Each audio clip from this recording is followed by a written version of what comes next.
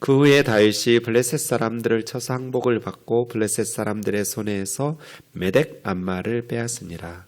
다윗이 또 모압을 쳐서 그들로 땅에 엎드리게 하고 줄로 재어 그 두 줄 길이의 사람은 죽이고 한 줄 길이의 사람은 살리니 모압 사람들이 다윗의 종들이 되어 조공을 드리니라.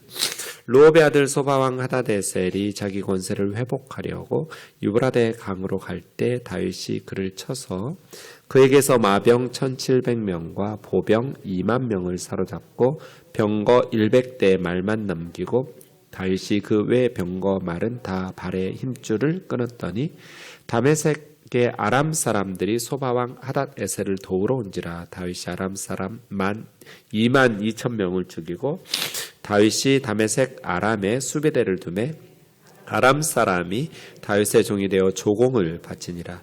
다윗이 어디로 가든지 여호와께서 이기게 하시니라. 다윗이 하닷에셀의 신복들이 가진 금 방패를 빼앗아 예루살렘으로 가져오고 또 다윗 왕이 하닷에셀의 고을 베다와 베로데에서 매우 많은 놋을 빼앗습니다. 하맛 왕 도이가 다윗이 하닷에셀의 온 군대를 쳐서 무찔렀다 함을 듣고 도이가 그 아들 요람을 보내 다윗 왕에게 문안하고 축복하게 하니 이는 하닷에셀이 도이와 더불어 전쟁이 있던 터에 다윗이 하닷에셀을 쳐서 무찌름이라. 요람이 은 그릇과 금 그릇과 놋 그릇을 가지고 온지라.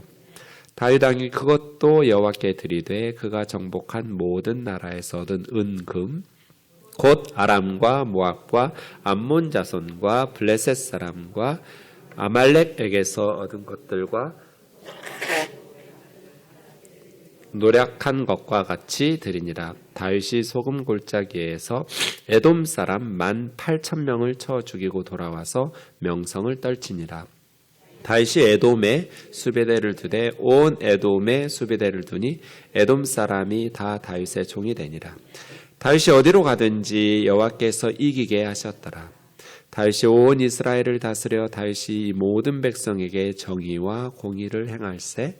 수라의 아들 요압은 군사령관이 되고 아일롯의 아들 여호사밧은 사관이 되고 아이두베의 아들 사독과 아비아달의 아들 아히멜렉은 제사장이 되고 스라야는 서기관이 되고 여호야다의 아들 브나야는 그렛 사람과 블렛 사람을 관할하고 다윗의 아들들은 대신들이 되니라. 아멘. 오늘 말씀은 다윗이 전쟁에서 승리하고 정복하는 전쟁에 대한 승리의 기록, 그리고 다윗의 신하들, 대신들의 어떤 역할들, 또 그 이름을 설명해 주고 있습니다. 여러분, 성경을 읽으시다가 어느 나라든지 도시든지 지명이 나오면 지도로 확인하셔야 돼요. 그냥 눈으로 글만 읽으시면 어디가 어딘지 잘 모르시기 때문에 정확히 성경이 확 안 들어오거든요. 그래서 이제 자주 보면 익숙해지는데요. 습관적으로 그래서 성경 지도가 뒤쪽에 예전에는 붙어 있었는데 요즘은 없는 것도 있으니까 성경을 구입하실 때 성경 뒤쪽 커버 쪽에 지도가 있는지를 확인하고 사시면 좋고요. 이제 몇 장 안 되잖아요, 그거는. 근데 요즘은 성경 지도 좋은 것들이 참 많이 나왔어요. 아주 컬러풀하게 잘 나온 지도들이 많거든요. 그렇게 비싸지 않으니까 하나만 사면 평생 쓸 수 있잖아요. 그래서 성경 지도를 이렇게 하나 구입해서, 아니면 인터넷이나 이런 데다가 그 도시나 나라 이름을 쳐보면 지도가 뜨기도 하고 그래요. 그러니까 하나 구입하시는 것도 좋고, 아니면 그냥 저한테 목사 아껴서 뭐 할 거예요? 이럴 때 써먹어야죠. 목사님, 성경 지도 좀 주세요 하면 제가 프린트해서 드릴 수도 있어요. 그리고 메일로 보내드릴 수도 있어요. 그냥 교회에서 프린트까지 시키는 거 미안하니까 목사님 저한테 그냥 보내만 주세요. 내가 집에서 출력해서 쓸 테니까. 그런 지도들도 너무나 많아요. 조금만 신경을 쓰시면 좋은 지도들이 참 많아요. 그래서 아니면 그냥 권사회에서 하나씩 사가지고 선물을 주든지 단체 구입을 하든지 이런 것도 괜찮을 것 같아요. 어쨌든 성경 공부할 때 꼭 필요한 게 지도예요. 지도. 네. 오늘 말씀도 그냥 눈으로만 읽으면 뭔 말인지 파악하기가 쉽지 않아요. 근데 지도 하나만 딱 놓고 짚어가면서 보면 지금 여기에서 이런 일이 있었고 여기에서 이런 일이 있었고 훨씬 더 성경 읽으실 때 좋을 거예요. 지도 한번 먼저 보세요. 이스라엘 지도 블레셋 찾아보세요. 블레셋 하면 어디 있어요? 아프리카로 넘어가는 남서쪽에 있죠? 지중해 쪽에. 네, 블레셋. 그 블레셋이 사울과 다윗 왕 내내 이스라엘의 가장 큰 원수 국가라고 말할 수 있겠네요. 블레셋 더 남쪽 맨 아래 동그라미 보면 에돔이라는 나라가 있죠. 네, 에돔 위쪽으로 가면 모압이라는 나라가 있고 그 위쪽에는 암몬이라는 나라가 있고 그 위쪽에는 시리아라고 나와 있는데 우리 한글 성경에서는 아람이라고 나오죠. 아람이 저 시리아예요. 네, 그 아람 위쪽으로 가면 이제 하맛이라는 동네가 나올 거예요. 오른테스 강 남쪽에. 네, 지금 제가 동그라미 쳐놓은 나라들이 오늘 본문에 나오는 그러한 나라들이에요. 블레셋, 에돔, 모압, 암몬, 올라가면 아람, 하맛, 네, 이러한 나라들을, 그러니까 이스라엘 주변의 모든 나라죠. 그죠? 오늘 8장에는 이스라엘 주변의 블레셋에서부터 시작해가지고 주의 모든 나라들을 다윗이 전쟁에서 이겼다. 정복했다. 그래야 나라가 평화롭게 살 수 있을 거잖아요. 그래서 다윗이 사실은 저 블레셋에게 전쟁에서 져서 사울 왕은 죽었죠. 전사했잖아요. 사울과 요나단, 아미나답, 말기수아라는 그 요나단과 아미나답, 말기수아 세 아들과 함께 사울 왕은 블레셋과 전쟁하다가 패배하면서 길보아 산에서 전사했거든요. 그러니까 블레셋에게 계속 이스라엘은 다윗이 왕이 될 때만 해도 이렇게 지배를 당하고 굴복하고 뭐 그랬다고 보아야겠죠. 그런데 다윗이 왕이 되었어요. 자, 1절 보세요.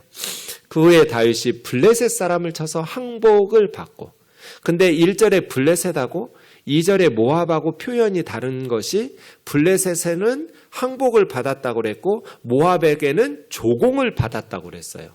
차이가 있죠? 네.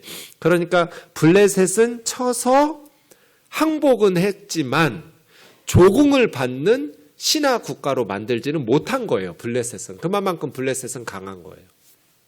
그래서 블레셋을 쳐서 승리.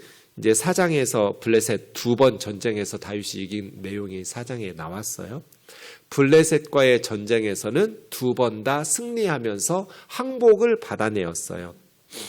하지만 블레셋은 완전히 정복해서 조공을 받는 나라는 아니고 독립은 유지하고 있으면서 이스라엘의 조공은 갖다 바치지 않는, 그러나 이제 그 가나안 지역의 지배권은 다윗이 가지고 있는, 항복을 받아내는 그 정도의 정복을 하면서 블레셋 도시 중에 메덱 암마라는 도시를 빼앗은 것이죠.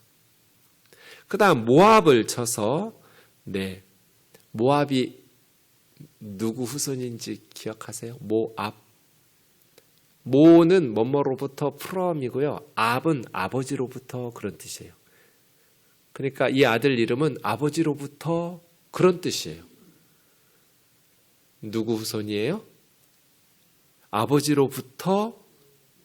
네, 아브라함의 조카 롯이 있었잖아요. 소돔과 고모라가 무너질 때 롯의 두 딸이, 아내는 소금 기둥이 돼버렸고 롯의 두 딸이 아버지와 함께 산에 굴파고 있는데 아버지가 맨날 술 먹고 딸들 결혼시킬 생각도 없고 해가지고 아버지 술 취하게 해서 딸들이 아버지와 관계를 통해서 아이를 낳은 그 큰 딸의 아들이 모압이에요. 그런 정말 어떻게 말로 설명할 수가 없는 그러한 참담한, 그만큼 롯의 딸들은 소돔의 문화에 익숙해져 버린 거예요. 소돔과 고모라의 그 타락한 세속적인 문화에, 그래서 아버지 술 먹이고 아버지를 통해서 아들을 임신했는데 그 아들 이름을 아버지로부터 모압, 이렇게 이름을 지어놨어요.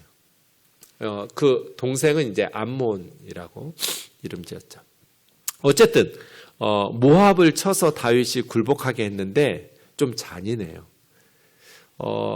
사무엘 상하, 열왕기 상하의 내용이 역대 상하에 반복되는데, 역대 상하에는 좀 부정적인 내용은 생략하는 경향이 있거든요.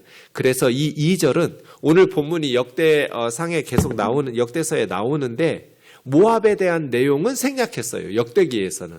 왜 그랬는지 우리가 그 이유를 알 수 있어요. 너무 잔인했어요. 모압을 쳐서 그들로 땅에 엎드리게 하고 줄로 재가지고 2줄 길이의 사람은 죽이고 1줄 길이의 사람은 살리니. 이게 뭔 말이에요? 그냥 딱 줄 그어놓고 3분의 2는 죽이고 3분의 1만 살려줬다는 뜻이에요. 3등분 해놓고. 그러니까 좀 잔인하잖아요. 그래서 역대기에는 이 모압 정복한 이야기는 뺀 거예요. 생략하고 나머지 이야기들은 다 쓰고. 네, 모압이 그만큼 이스라엘에게 위협이 될 뿐 아니라 아주 잔인하게, 아주 악하게.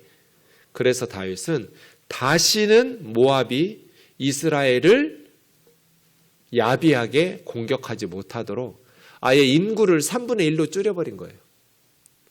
3분의 2는 죽이고 3분의 1만 남겨두면서 이스라엘에 대들지 못하도록, 그래서 조공을 바치게 합니다. 3절부터 8장까지는 이제 시리아라고 했던 아람, 요단강 동쪽의 아람 지역들인데요. 르홉의 아들 소바 왕 하다데셀이 권세를 회복하려고 다윗에게 지배당하고 있으니까 유프라데 강으로 더 위쪽에 가서 이제 군대를 동원하고 원조를 요청하고 돈을 주고 용병을 구하고 뭐 이런 일들을 하게 된 것이죠. 그랬을 때, 네, 이 다윗이 그들을 쳐서 마병 1700명, 보병 2만 명을 사로잡고 병거 100대만 남기고 나머지 병거의 말들은 말의 힘줄을 다 끊었다. 그러니까 다윗 시대에는 말이 끄는 전차, 병거는 그런 부대는 없어요. 솔로몬 때 생겨요. 이스라엘의 전차 부대, 병거 부대는 솔로몬 때 생기기 때문에 어쨌든 다윗은 기병대를 주지는 않는데, 사실은 전쟁터에서 병거가 있다라는 것은 엄청난 군사력이거든요. 상상해 보세요. 그냥 사람이 땅에 걸어다니고 뛰어다니면서 칼 가지고 활 가지고 창 가지고 싸우는 사람하고 말 타고 다니면서 병거 타고 다니면서 그냥 맨주먹으로 싸우는 사람들하고 장갑차 끌고 와서 싸우는 사람들하고죠. 그런데도 다윗이 이겼다는 거예요. 엄청난. 5절이요. 다메섹의 아람 사람들이 소바왕 하닷에셀을 도우려고, 그러니까 북쪽의 아람 사람들을 소바왕 하닷에셀이 원조를 구하러 했는데 그들까지 다 죽인 거예요. 다윗이. 아람 사람, 시리아 사람 22,000명을 죽이고 다메섹 아람에 수비대를 두고 아람 사람들이 조공을 갖다 바치니라. 그러니까 블레셋 남서쪽, 그 다음에 모압, 또 아람 하면서 동쪽, 완전히 동남쪽에서부터 동북쪽까지 다윗이 다 정복하고 있는 거예요. 지금 7절이요. 다윗이 하다데셀의 신복들이 가진 금방패를 빼앗아서 소바왕 하다데셀의 금방패를 빼앗아서 예루살렘으로 가져오고, 또 다윗 왕이 하다데셀의 고을 베다와 베로데에서 매우 많은 놋을 빼앗고. 그런데 이제 하맛 왕 도입, 지도 한번 다시 보세요. 지도 보여주시면 하맛이 어딘지 보세요. 맨 위에 동그라미가 하맛이죠. 그러니까 저 하맛 왕 도이가 자기 아들 요람을 다윗에게 보내면서 선물을 보내고 전쟁의 승리를 축하하고 그렇게 하는 것은 저 하맛하고 이 소바왕 하다데셀하고 늘 가까이 국경선이 있으니까 전쟁을 하고 있거든요. 그러니까 자기를 괴롭히고 자기의 원수 국가인 하다데셀이 다윗에게 정복당하니까 하맛 왕의 입장에서 보면, 도이의 입장에서 보면 너무 고마운 거죠. 다윗이. 다윗에게 잘 보여야죠. 네. 그렇게 해서 하닷 왕 이야기가 나옵니다. 도이가 하다데셀의 온 군대를 쳐서 무찔렀다 함을 듣고 그 아들 요람을 다윗에게 보내면서 무난하고 축복하게 하면서 쳐서 무찌른 자기 원수 하다데셀을 무찔러 주니까 이렇게 다윗에게 은그릇, 금그릇, 녹그릇을 가지고 옵니다. 11절, 12절. 근데 오늘 본문에 보면 다윗의 승리에 대해서 원인을 말씀하시는데 두 번 반복해서 말씀하시는 것이 6절과 14절이거든요. 6절 한번 찾아봐서, 네, 오늘 PPT가 굉장히 힘드시네요. 네. 6절 보시면 다윗이 어디로 가든지 여호와께서 이기게 하시니라 이랬죠. 다윗이 어디로 가든지 누가? 여호와께서 이기게 하시니라. 그러니까 다윗의 승리는 군사력이 강해서 전술이 좋아서가 아니고요. 군사력은 오히려 훨씬 아람 사람들, 나라도 훨씬 큰 나라예요. 이스라엘하고 아람하고의 이거 국력을 비교하면요, 지금 우리나라하고 중국이나 미국하고 정도예요. 엄청난 군사력의 차이나 경제력의 차이나 게임이 안 돼야 돼요. 다윗은 기병도 없었잖아요. 전차부대도 없어요. 그런데 아람 군대들은 그렇게 강력한 무기와 마병들, 기병들을 동원한단 말이에요. 그런데도 다윗이 이기는 다윗의 승리는 하나님의 선물이었죠. 6절도 그렇고 14절도 보세요. 이 표현이 두 번 반복되죠. 다윗이 어디로 가든지 여호와께서 이기게 하셨더라. 그러니까 오늘 8장에 다윗이 이스라엘을 그동안 괴롭혔던 주변의 나라들을 전쟁에서 이기고 승리할 수 있었던 것은 하나님께서 이기게 하셨기 때문에 하나님의 선물이었다는 거예요. 그럼 다윗이 어떻게 해야 돼요? 하나님께. 11절 보세요.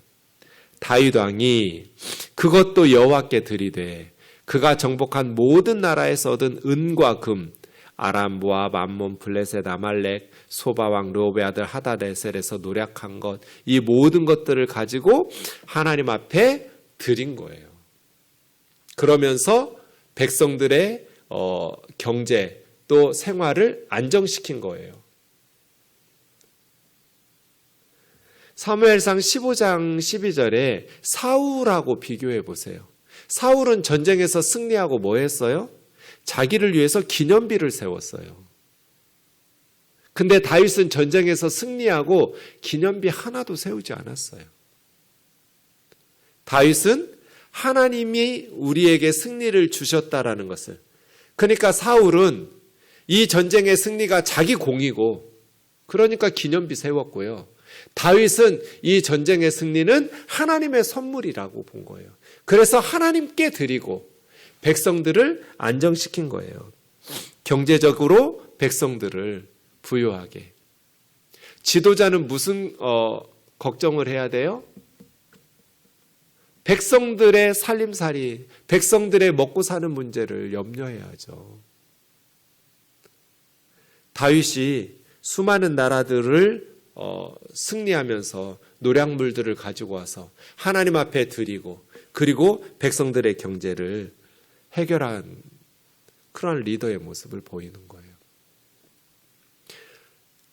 군주는 백성들이 편히 먹고 살 수 있도록 늘 노심초사해야 해요. 제가 모태통 전기를 읽으면서 정말 감동한 게 이 조그만 분이 중국 사람들 굶어 죽이지 않게 하려고 얼마나 애쓰는지 몰라요. 그래서 적어도 모택동은요, 그리고 모택동 전기와 등소평 전기를 이렇게 쭉 중국의 역사들을, 위인전들을 보면 등소평도 마찬가지예요. 인민들을 굶어 죽이지 않는 일에 최선을 다해요. 그래서 모택동 등소평으로 넘어오면서 중국에 그렇게 가난하고 굶주려서 죽는 사람들이 많았었는데 등소평 시대로 오면 굶어 죽는 사람이 하나도 없어요. 이제 지금은 미국의 70%까지 경제가 올라왔어요. 중국 경제가. 그러니까 지금 미국에서 미중 패권 경쟁을 하고 우리나라 반도체 중국에서 철수하라고 바이든이 요구하고 있는 거잖아요. 치프 동맹이라고. 우리나라는 수출로 먹고 사는 나라고 우리나라 수출의 20%는 반도체 수출인데 그리고 삼성전자의 반도체는 45% 이상을 중국에 팔아먹고 있는데 그거 하지 말라는 거예요. 미국에서. 망하라는 거예요. 그래서 이번에 대통령이 미국에 가서 이 문제 해결하도록 외교적으로 하겠는데 이상한 욕을 하셔가지고 이 중요한 우리 먹고 사는 문제 굉장히 중요한 이 일들을 어떻게 고민할지 여야가 협력해서 지금 지혜를 모아야 할 때 그런 논의는 다 사라져버리고 이 중요한 국감장에서 욕을 했니 많이 뭐 바이든이니 날리면 요런 한심한 짓거리 하고 있는 거예요. 지금 우리나라가. 지금 이렇게 한심한 때가 아닌데 리더는 다윗처럼 하나님께 영광을 돌리면서 백성들의 살림살이를 돌봐야 돼요. 그런데 등소평이 그 수많은 10억이 넘는 사람들을 먹거리를 해결할 때 북한, 김일성, 김정일은 뭐 했어요? 10분의 1도 안 되는 2,500만, 3천만 명의 백성들을 굶어 죽게 만들었잖아요. 93년, 94년 고난의 행군 때 10분의 1이 죽었어요. 300만 명이 굶어 죽었어요. 영거푸, 홍수와 그러한 흉년이 영거푸 들면서 김정일 때. 10명 중에 1명이 굶어 죽었으면 정권이 바뀌어야 되는 거 아니에요? 안 바뀌어요. 왜 안 바뀔까요? 북한은 세뇌시키거든요. 어려서부터 백두혈통으로 세뇌를 시키니까. 지금 우리나라도 리더들이 신경 써야 될 것은 지금 서민들이 얼마나 어려워요. 물가는 올라가고 그런데 일자리는 또 장사는 안 되고 대기업, 중소기업, 자영업자 할 것 없이 지금은 대부분 서민들이 전 세계가 지금 경제적 위기 속에서 염려하고 있는데 그러면 리더들이 뭘 해야 되냔 말이에요.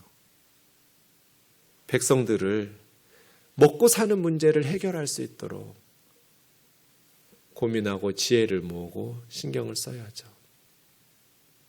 자기 기념비 세울 때냐고요. 사울처럼. 그래서 다윗이 훌륭한 왕이에요.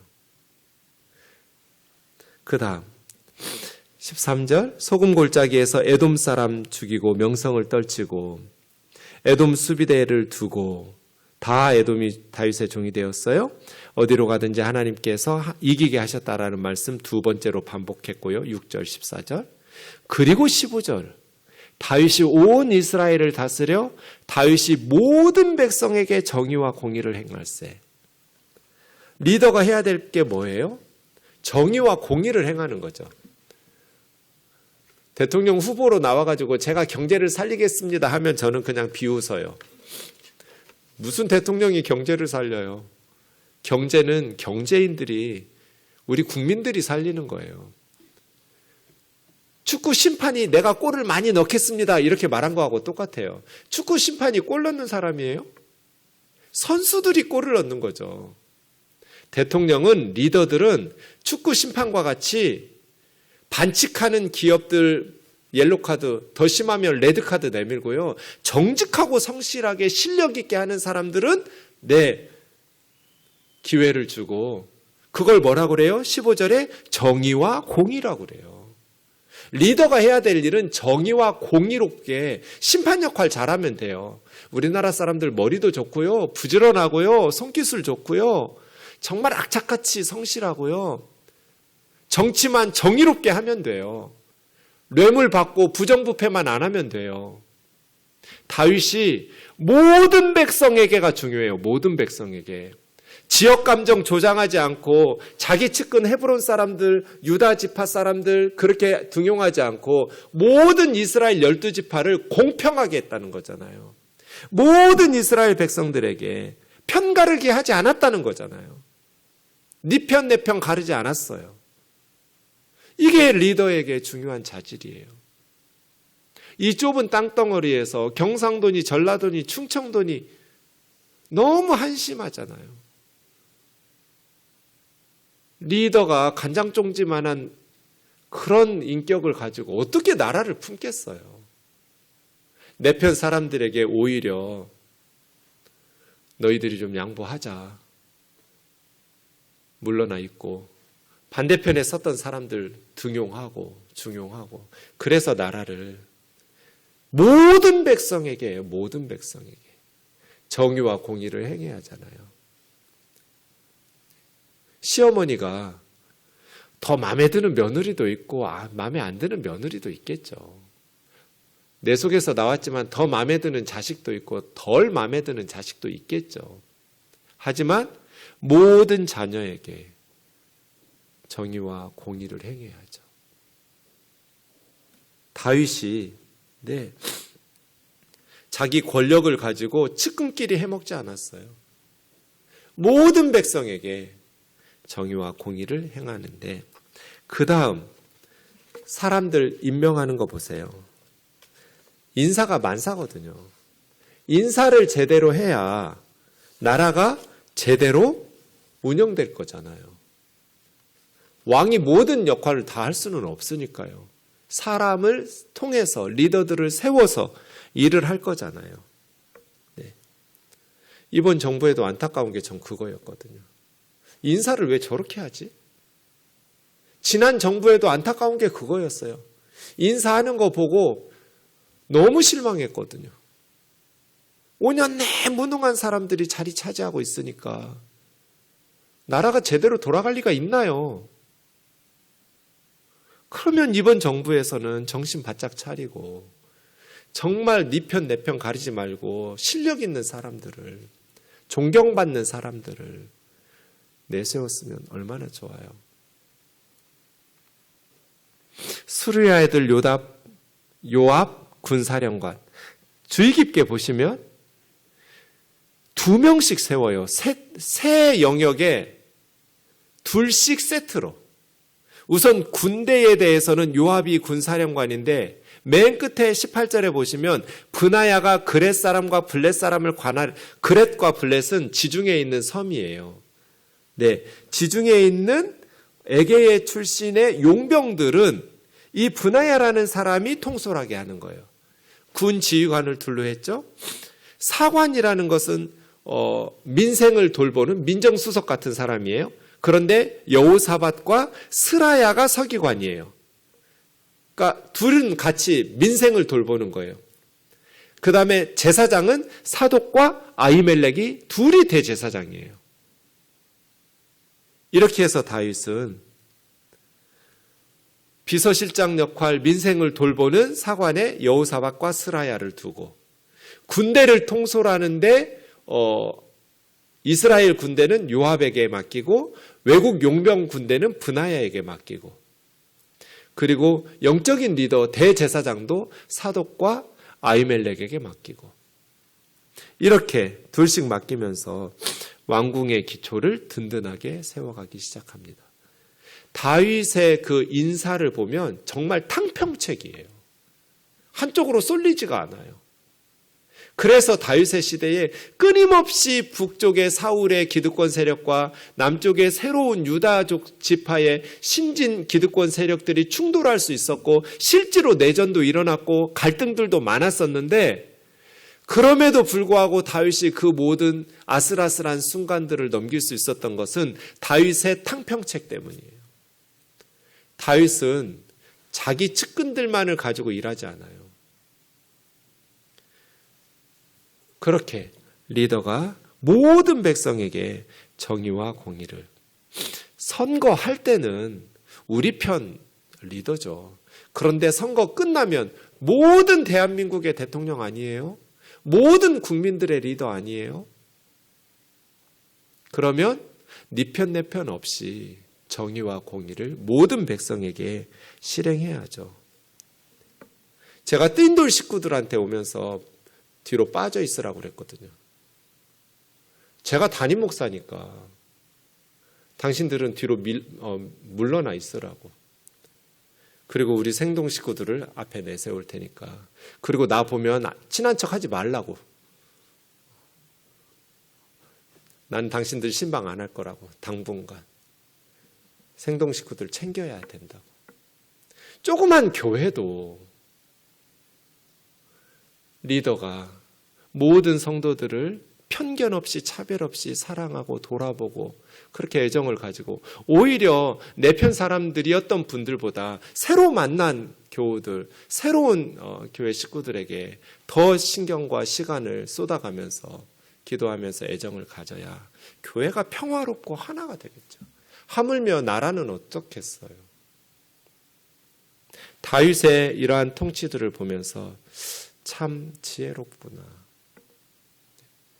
우리가 함께 하나님의 말씀들을 가지고 지혜를 얻기를 원합니다.